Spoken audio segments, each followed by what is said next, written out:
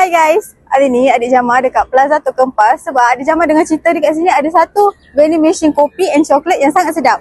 Jom.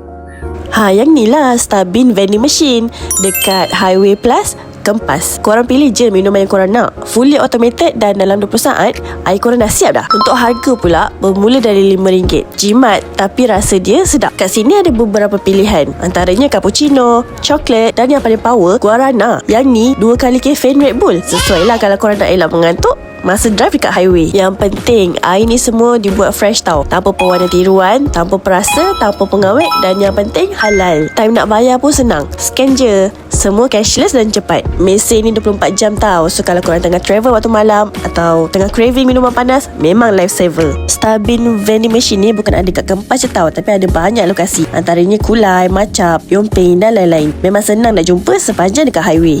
So guys, Adik Jamal dah beli hot cappuccino dan juga hot chocolate. Dua-dua ni memang kau, tapi Adik Jamal paling suka hot cappuccino. Korang jangan lupa try.